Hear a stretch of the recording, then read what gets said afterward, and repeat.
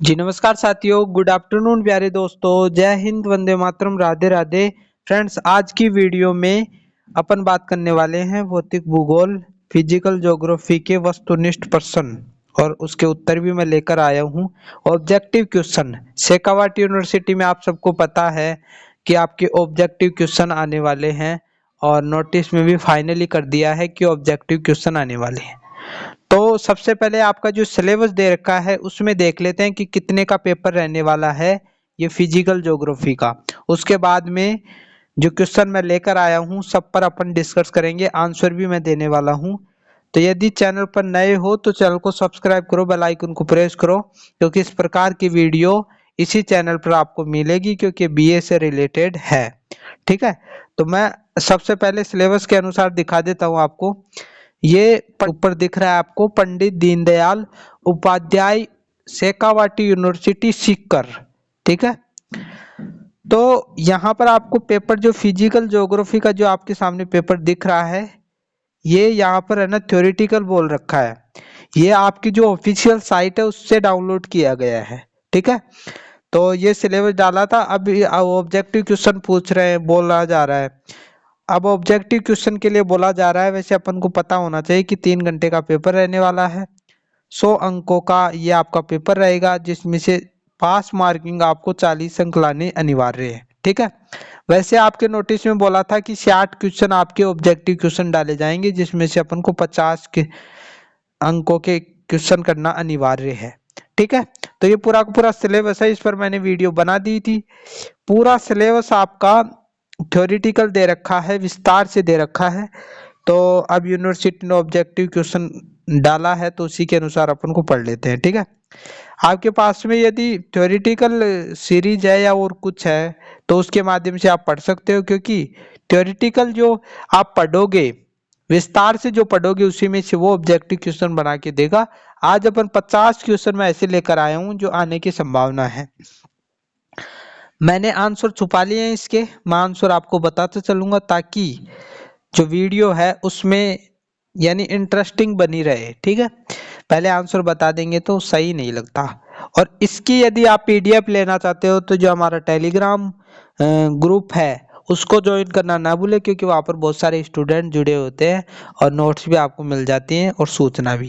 ठीक है, तो आइए वीडियो को स्टार्ट करते हैं। पहला क्वेश्चन है, महासागरों की औसत लवणता कितनी है?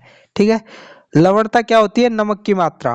ठीक है, कितना प्रतिशत है महासागरों में, बड़े बड़े जो महासागर है उसमें? तो इसका जो राइट आंसर होगा वो 100 होगा, यानी 35% महासागरों में नमक की मात्रा पाई जाती है। ठीक है, दूसरा आप देख पा रहे हो, मोह असंबद्धता कहाँ पाई जाती है? पृथ्वी के अंदर बात कर रहा है, तो इसका जो राइट आंसर होगा वो द होगा। ठीक है, इसका राइट आंसर द होगा। क्रस्ट वह मेंटिल के मध्य, मेंटल भी इसको बोलते हैं। तो आपने पृथ्वी के अंदर 3 परत देखी होंगी, क्रस्ट, मेंटिल और कोर। ठीक है, जिसे क्रोड भी बोलते हैं। तो ऊपर की जो परतें हैं क्रस्ट और मेंटिल के बीच का जो भाग है उसको अपन है ना, जो विद्वानों ने उसको क्या बोला है? मोह असंबद्धता। ठीक है, आगे बढ़ता हूं। आज की वीडियो सबके लिए इंपॉर्टेंट है। तीसरा क्वेश्चन, टेलीग्राफिक पठार किस महासागर में स्थित है? तो तीसरे का जो राइट आंसर है वो ब हो जाएगा, अंध महासागर में ये टेलीग्राफिक पठार है ना जो स्थित है। ठीक है, चौथा क्वेश्चन, अपर्दन चक्र की संकल्पना का प्रतिपादन किस वर्ष में किया गया था? ये जो संकल्पना थी इसका प्रतिपादन 1889 में किया गया था। ब जो आंसर है इसका ब इसका राइट आंसर हो जाएगा। 1889 में अपर्दन चक्र की संकल्पना का प्रतिपादन किया था। इसमें बताया गया था कि अपर्दन किस प्रकार होता है। ठीक है, ये सारी चीजें डिस्कस की गई थी इसमें। ठीक है, इनमें से कुछ क्वेश्चन है जो आए हुए भी हैं। ठीक है, जो बाकी जो यूनिवर्सिटी है उनमें भी आए हुए हैं तो यहाँ पर भी आ सकते हैं। पांचवा, सौर परिवार की उत्पत्ति संबंधित ज्वारीय परिकल्पना किसने प्रतिपादित की? जो सौर मंडल है, जो सोलर सिस्टम है, उसकी उत्पत्ति को लेकर जो थ्योरी दी गई, ज्वारीय परिकल्पना, वो किसके द्वारा दी गई थी? तो इसका जो राइट आंसर है वो स है। स इसका राइट आंसर हो जाएगा, जेम्स जीन। ठीक है, तो थोड़ा इंटरेस्टिंग बन रहा है। यदि मैं आपको डायरेक्ट आंसर बता देता तो इंटरेस्टिंग नहीं बनता। ठीक है, आगे बढ़ते हैं। छठा क्वेश्चन, वाताग्र लहर सिद्धांत किसने दिया? वाताग्र लहर सिद्धांत किसने दिया? तो इसका जो राइट आंसर है फ्रेंड्स, इसका राइट आंसर हो जाएगा द इसका राइट आंसर हो जाएगा, बियर्क्सनीज।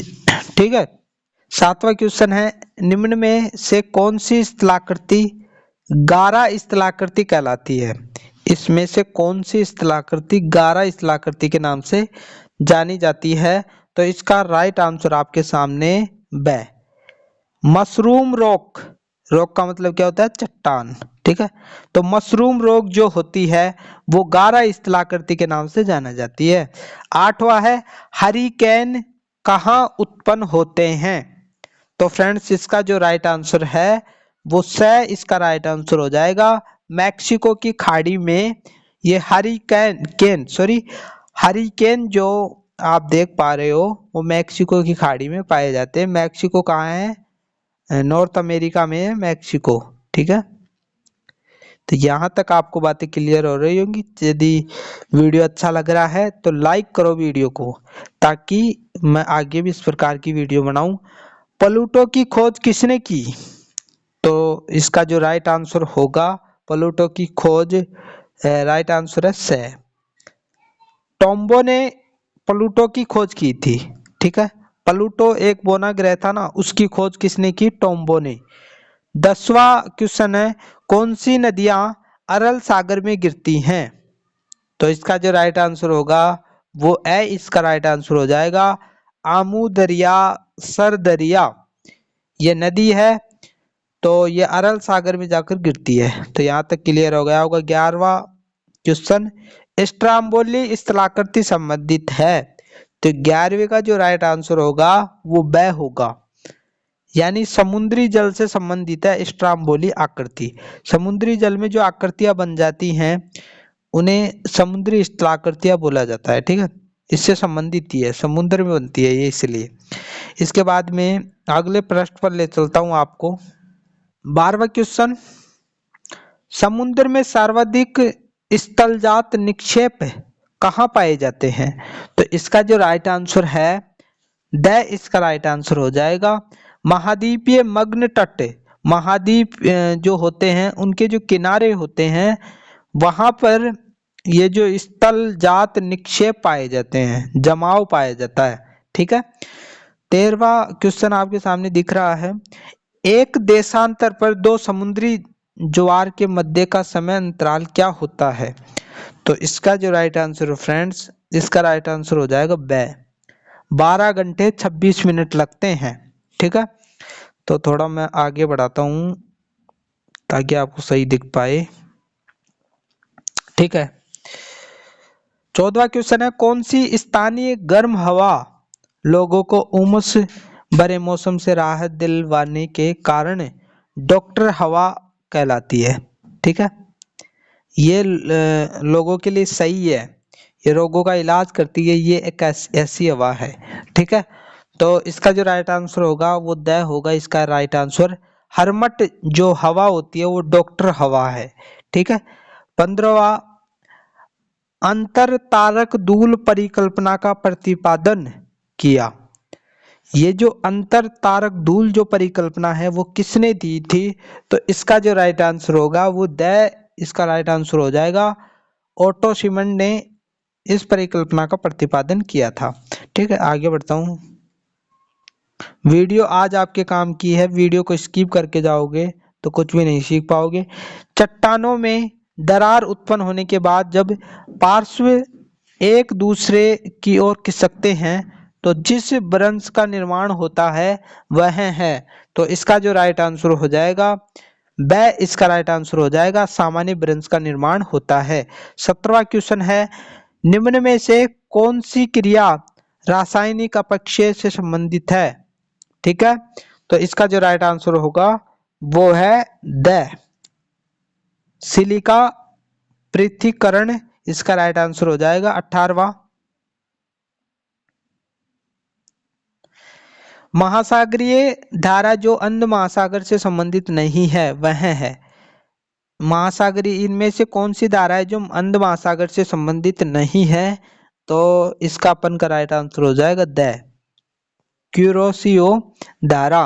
क्यूरोसियो जो धारा है वो अपन के जो हिंद महासागर है उससे संबंधित है। ठीक है। 19वां, ऊष्मा स्थानांतरण की क्रिया जिसमें माध्यम की उपस्थिति आवश्यक है परंतु माध्यम के कण गति नहीं करते वह है। ऊष्मा जो स्थानांतरण होती है उससे संबंधित कौन सी गति नहीं है? ठीक है, तो इसका राइट आंसर हो जाएगा आपके सामने विकिरण। विकिरण इसका राइट आंसर हो जाएगा स इसका राइट आंसर हो जाएगा। आप लिख लीजिए, ये क्वेश्चन कुछ एग्जामों में आए हुए भी हैं, जो राजस्थान यूनिवर्सिटी है उसमें भी कुछ क्वेश्चन आए हुए हैं, क्योंकि ऑब्जेक्टिव क्वेश्चन इसमें नहीं थे पहले। 4-5 क्वेश्चन इतने आते थे आपके शेखावाटी यूनिवर्सिटी में, लेकिन अब 60 क्वेश्चन आपके ऑब्जेक्टिव कर दिया है, तो आपको लगभग 150-200 क्वेश्चन जब तक नहीं तैयार करोगे जब तक आपका काम नहीं बनने वाला। तो 20वां क्वेश्चन है, पृथ्वी का औसत घनत्व कितना है? अपन को पृथ्वी का औसत घनत्व बताना है, तो इसका जो राइट आंसर होगा 5.5 5.5 इसका औसत घनत्व हो जाएगा। ठीक है। 21वां, हरित गृह प्रभाव परिणाम है। हरित गृह जो प्रभाव होता है वो कार्बन डाइऑक्साइड गैस जो है उसकी अधिकता के कारण होता है, और आपको पता है कि जब कार्बन डाइऑक्साइड की जो अधिकता है वो अधिक बढ़ जाए तो फिर तो वायु तापमान में वृद्धि ही होगी। तो इसका राइट आंसर है तापमान जब बढ़ जाता है तो हरित गृह प्रभाव दिखता है पृथ्वी पर। 22वां है, एल नीनो धारा पाई जाती है। तो फ्रेंड्स इसका राइट आंसर हो जाएगा ब प्रशांत महासागर में ये धारा पाई जाती है। ठीक है। इसके बाद में ये तो बिल्कुल इजी सा है। 23वां, वायुमंडल में ऑक्सीजन की मात्रा है, तो आपको पता है 21% ऑक्सीजन की मात्रा है। 24वां, कौन सा देश भूकंप की भूमि कहलाता है? तो कौन सा देश भूकंप की भूमि कहलाता है? बड़ा इंपॉर्टेंट है, जापान। जापान प्रशांत महासागर में स्थित है एक द्वीप में, और वहां पर फायर ऑफ रिंग पाई जाती है। ठीक है। तो वहां पर बहुत सारे ज्वालामुखी भी होते हैं, जो ज्वालामुखी होते हैं तो भूकंप आते रहते हैं वहां पर जापान में। ठीक है। तो यहाँ तक आपको क्लियर हो गया होगा। 24 क्वेश्चन हमने कर लिए हैं। ठीक है। इसके बाद में 25वां क्वेश्चन है, श्वेस के अनुसार सियाल परत का औसत घनत्व क्या है? श्वेस एक विद्वान है, वो जो सियाल परत है पृथ्वी के जो ऊपरी परत है क्रस्ट उसके नीचे है सियाल, और उसका घनत्व ये इसमें है ना जो अपन को बताना है। 25वें का जो राइट आंसर है वो ब है। जल्दी जल्दी थोड़ा मैं स्पीड बढ़ाता हूँ। 2.9 औसत घनत्व है सियाल का। पर्वत निर्माण का महाद्वीपीय फिसलन सिद्धांत किसने दिया था? तो फ्रेंड्स इसका जो राइट आंसर है वो इसका राइट आंसर हो जाएगा, डेली ने दिया था ये फिसलन सिद्धांत। ठीक है। 27वां, वायुमंडलीय डी परत की मोटाई है। तो वायुमंडल में जो डी परत है यानी जो चौथी परत है उसकी मोटाई यहाँ पर अपन को बतानी है। तो इसका जो राइट आंसर हो जाएगा इसका राइट आंसर हो जाएगा 60 से 96 किलोमीटर इसकी मोटाई है। ठीक है। इसके बाद में 28वां है, कौन सी एक स्थानीय शीतल पवन नहीं है? इनमें से अपन को गर्म पवन बतानी है, क्योंकि ये सारी इनमें से 3 तो शीतल पवन है और एक अपन को ऐसी बतानी है जो शीतल नहीं हो यानी गर्म हो। तो इसका राइट आंसर हो जाएगा इसका राइट आंसर ये। ठीक है। सांता अना। ठीक है। 29वां, ज्वार भाटे की उत्पत्ति का स्थायी तरंग सिद्धांत किसने प्रतिपादित किया था? ठीक है। तो 29वां का राइट आंसर हो जाएगा हैरिस ने किया था। ठीक है। 30वां, निम्न में से कौन आंतरिक बलों से संबंधित है? इनमें से आंतरिक बल जो है वो अपन को बताना है, तो स इसका राइट आंसर हो जाएगा। जो संपीड़न जो बल होता है वो आंतरिक बल होता है। 31वां पटल विरूपण है। इनमें से पटल विरूपण क्या है? ठीक है, तो आकस्मिक संचलन है। स इसका राइट आंसर हो जाएगा, आकस्मिक संचलन।